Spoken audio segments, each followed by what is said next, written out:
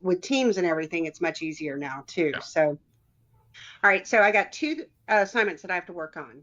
Okay. One assignment is for the strategic action plan that you had Lisa forward me. And there Uh-huh. was a couple questions, like who creates that? I kind of assumed it was kind of like all So of it's a you. team. Okay. So yeah, so the team includes obviously the principal, the ILS is on the team. We had all the APs there, and we had two teacher representatives that were also on the team. Okay. And then that's the initial meeting that takes place usually during the summer. And then throughout the school year, on two occasions, Mr. Horn and Lisa go to the county office and they dissect the plan a little bit further. So the team develops the plan, and then Mr. Horn and Lisa present the plan to the district office, and then the district office provides feedback. Okay. All right. I don't know that I've ever actually seen the finalized plan because, like you said, it's not online or anything like that. Lisa had it. So I remember working on it because I was obviously there, but Right. what it finally ended up being, I honestly have no idea. Right. Well, so that's what we have to do, like a summary of the plan and then do some critiques of it. Like, Okay. okay. Um, then how is that evaluated? Like, do you go back over the previous year's strategic action plan to kind of grade yourself, or like how do you? So it's goal dependent. So through the SIP, they developed usually two action goals. Mhm. I think one of our action goals was graduation rate, and then the other one was literacy. Okay. And we determine how we're collecting data, and then obviously this is done at the committee level and then at the district approval level. The district approves how we kind of do it. So I think we said for graduation rate, that's easy. We just look at graduation rate. It's a very hard number. Right. There's not a whole lot of wiggle room with that. So that's a very easy one. The literacy one got a little complicated. This was the first year with the literacy, and obviously it was brand new. We were implementing a new strategy. Right.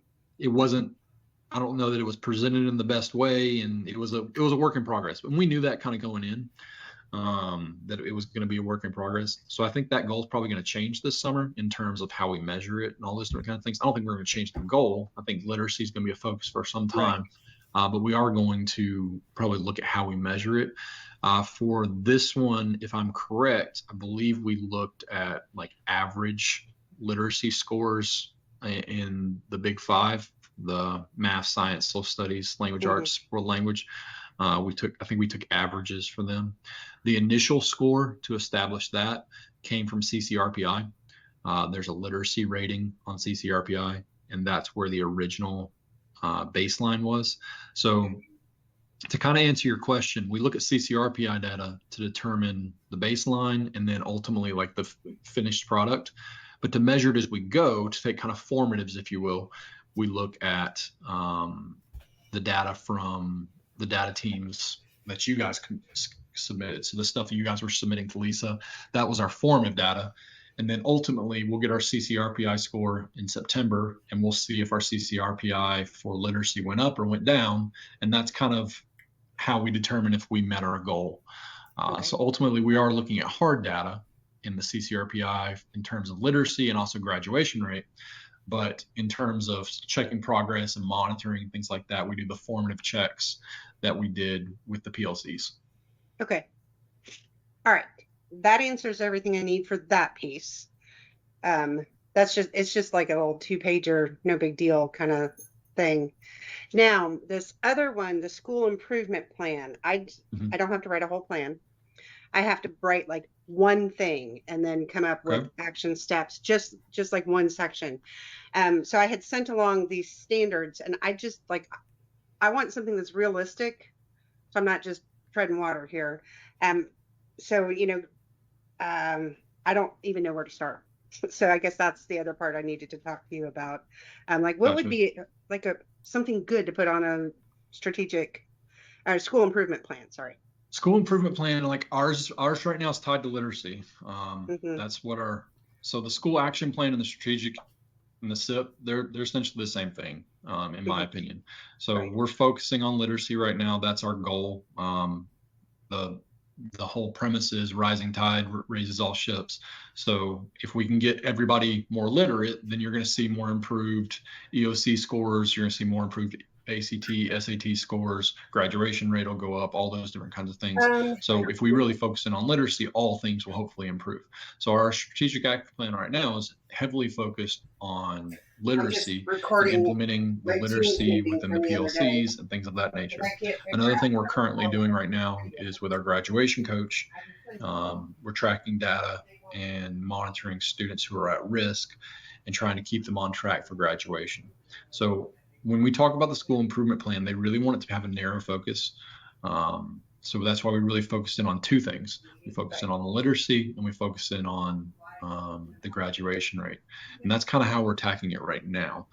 In terms of what you're doing, I would kind of take one piece, maybe just focus on the math literacy component. How's the math PLC going to implement literacy? What suggestions might you have for implementing literacy in math? Because that's something you want to do, something applicable to you, right? You want to do something that's not just going to be spinning your wheels. So if you're doing something towards math literacy, when you go into your math PLC, you'll have the work, you'll have some insights and things of that nature. So my recommendation would be to do something in that field. Obviously, you do whatever you're most comfortable with. And here's what I do know. The work that you're doing right now, I don't think you actually have to do it. You just have to write it. So you can go any direction you want. So if you're more comfortable talking about math and you want to do math scores and math EOC scores and let that be your kind of school action plan, I mean, by all means, go that direction and I'll support you with whatever you need. But if you're looking to tie it into what Etowah is currently doing, our focus right now is literacy. But you can tie anything to literacy. You can tie anything to graduation rate. I mean, kids have to pass 4 math classes in order to graduate. So you can easily tie in those Algebra 1 scores into graduation rate and things like that. So my biggest recommendation for you is do something that's going to be applicable to you, because you'll be interested in it. It'll be something you can implement, and it's just not something that's just extra, because I know this is extra. That's what it is. That's what a lot of this work is. I've been through it. I've done it. It is extra. So anytime you can kind of tie it in, I highly recommend you trying to do that. Okay. All right. So I think that's it to get me started. We're required to meet 2 more times. We'll just do the same kind of thing and touch base, and I'll be sending the emails I send back and forth. I also have to compile into a document to show to them that we were communicating. So if it seemed weird, that's fine. It's not a problem at all. I check my email. I get my email on my phone. So even though I'm not at work right now, I'll get the emails, and I'll try to respond as quick as I can. So if you need something, just let me know. In terms of the meeting, I mean, I will go out of town for a couple of days next week, and then I'll go out of town for the 4th. But starting on July 8th, I'm back at work. So I'll be there every day. So after July 8th, I'll be there every single day. So whatever you need, just let me know. And I'll make it happen. As long as I'm in town, I'm happy to meet. Quick. Yeah, we're out of town next week too, so this worked out perfect. So, well, thank you so much. This will get me started, and I'll talk again probably real soon. Enjoy your 4th. All right, thank you. You too. All righty. Bye-bye.